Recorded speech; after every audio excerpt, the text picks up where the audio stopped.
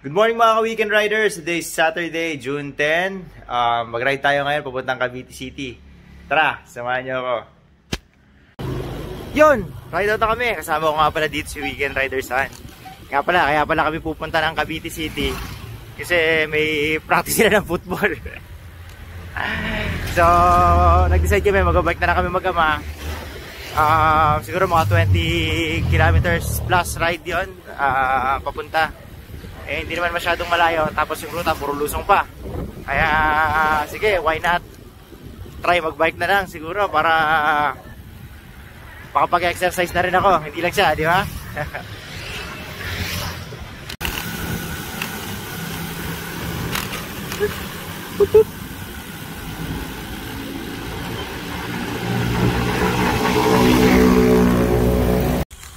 So yung way na tinake namin, hindi kami dumaan sa main road ng Don B Campus.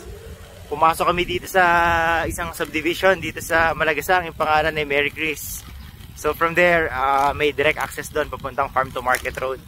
Kaya kami dito dumaan kasi mas konti yung sasakyan, tapos malilim, tsaka maraming puno. Ito, pakita sa inyo. Morning po. Morning.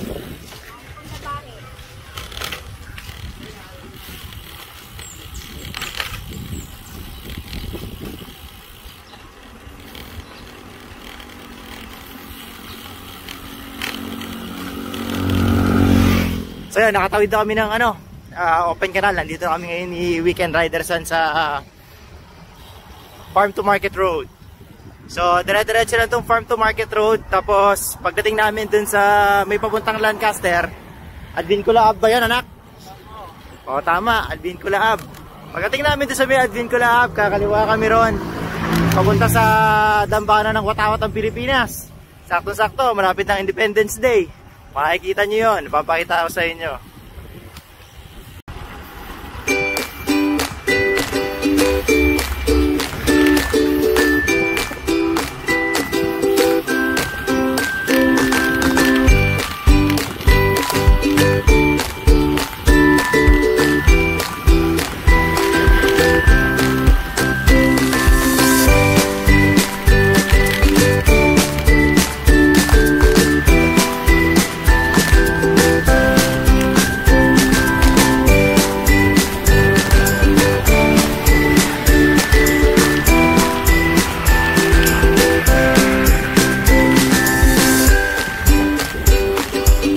So yun, nadaanan na natin yung Imus City Hall na bago. Nga pala, nakakatuwa din sa lugar na to, bukid na bukid. Pero makakakita ng bakto.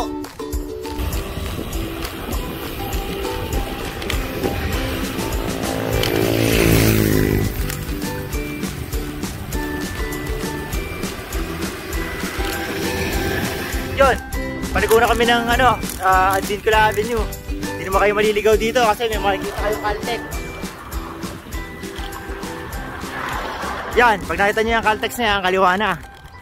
Tapos pag kaliwa nyo dyan, makikita nyo agad yung dambana ng Watawat. Yan, approaching na tayo ng dambana ng Watawat ng Pilipinas dito sa Imus, Cavite. Nakita nyo naman, since marapit na mag Independence Day, maraming flag ng Pilipinas na nakasabit dito. So ayan, ang alam ko dito sila nag-raise ng flag pagka Independence Day Dati sa bahay ni Aguinaldo, ngayon nilipat na dito.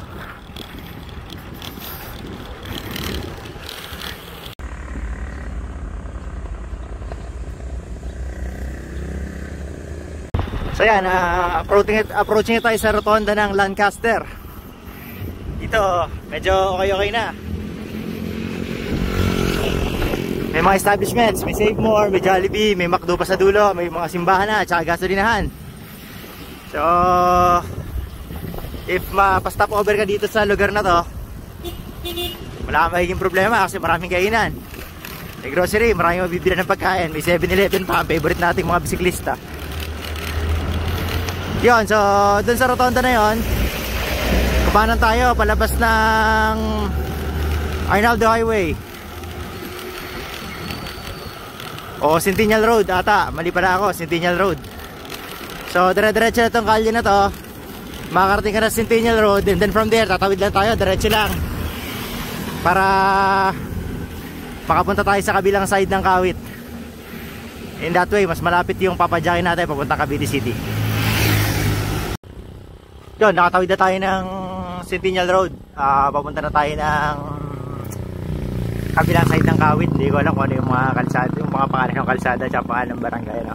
So pagdating dito sa pinakadulo ng kanto, kakaliwa lang tayo, tapos dire-diretso lang. Morning.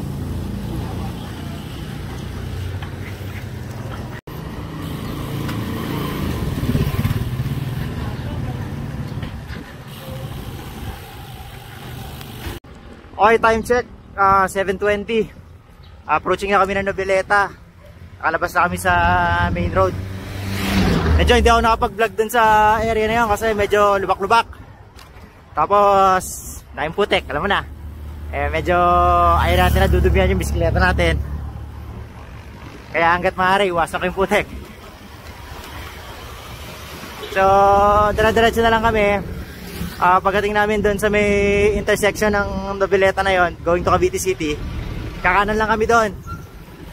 So pagliko namin ng kanan, siguro roughly mga ilang kilometers na lang, 8 siguro, o baka mga less than 10 kilometers, nandun na kami sa Cavite City. Kaya balik kami.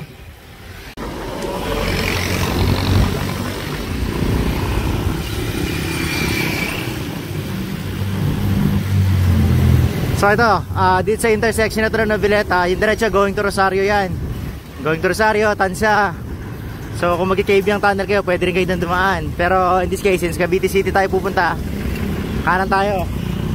So pagkanan natin, ito dire-diretso lang. Tapos wala na masyadong kailangan likuan.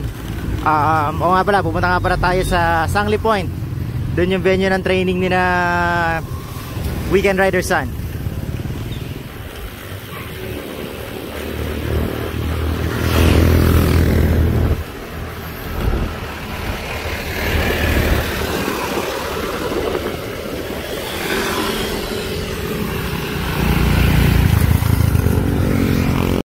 Mukhang hindi tayo kinakain ni Weekend Rider Sun ngayon. Hindi na siya makabuntot. Pagod na ata. So okay lang. Magko-practice pa nga para siya ng football. Hindi ko siya pwedeng puwersahin na bumuntot sa akin. Time check, 7:30. Approaching na tayo sa Arco ng Cavite City.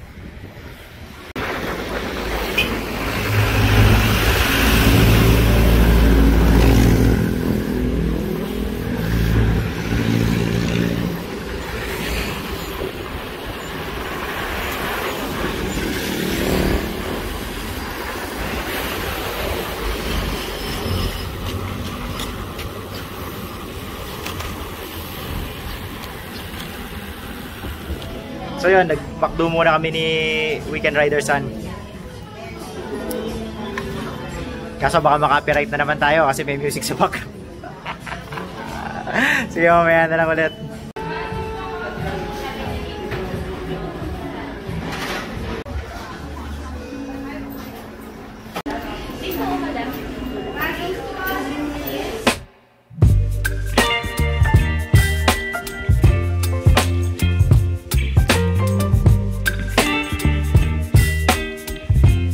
Rider Sun, kinain niya eh, ano kinain mo? Sausage McMuffin. Tsaka ano? Ash brown. Hash brown, tsaka nagkape kami, favorite namin kape dito sa McDo, ice coffee sa akin, walang gatas. Si Weekend Rider Sun, nilagyan niya ng chocolate. Alam mo naman niya, sweet tooth. Anak, mapagmahal ka ba? O siya, punta na kami ng Sangli Point. Pakita namin kayo na isang teammate ni Weekend Rider. Nag-drive through sila sa McDo. Siya, tuloy na rin kami. Nag-ride out kami ni Weekend Rider Sun. Siguro mga 10 minutes away na lang kami papunta doon sa sa Sangli Point. Yun namang Sangli Point, dire-diretso lang. Pagka galing ka sa main road ng Cavite City, hindi ka naman maliligaw, dire-diretso ka lang sa pinakadulo, kakanan, sa pinakadulo, kakaliwa. So walang kaligaw-ligaw.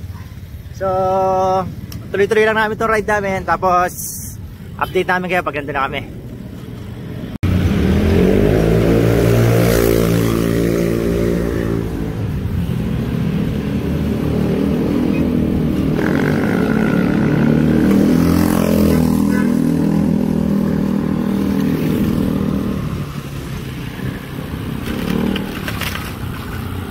So yun, nakaliko na kami ng kaliwa papunta dito sa Sangli Point.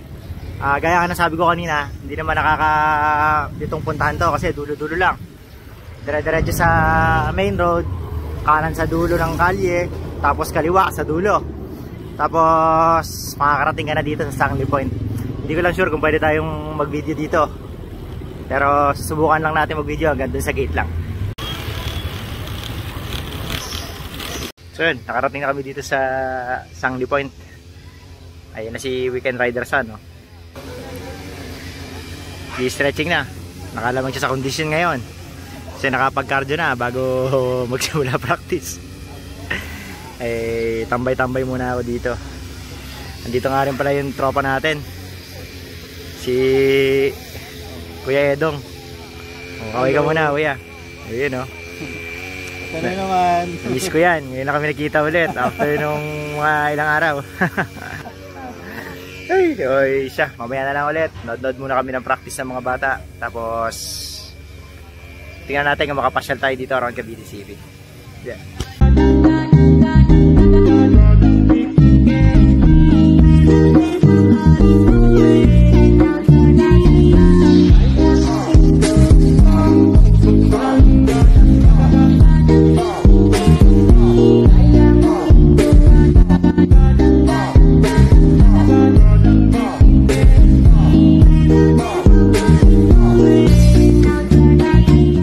Malabo tayo sa gala-gala sa Cavite City ngayon.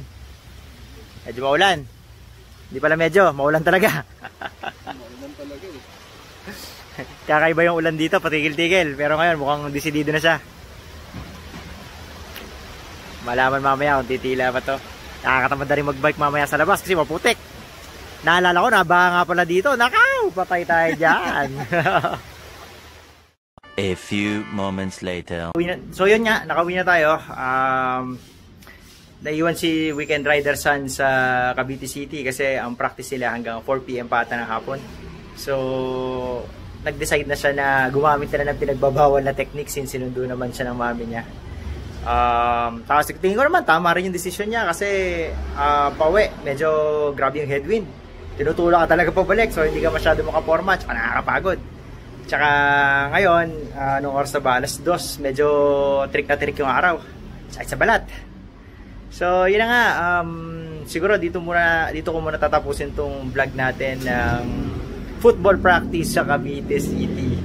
So, maraming salamat nga po pala ulit sa mga bago nating subscribers, tsaka sa mga nagko-comment at nagla-like ng mga videos natin. Maraming salamat po sa inyo. So, ayun nga, again, this is your Weekend Rider Julius Villena. Maraming salamat po. Like and subscribe.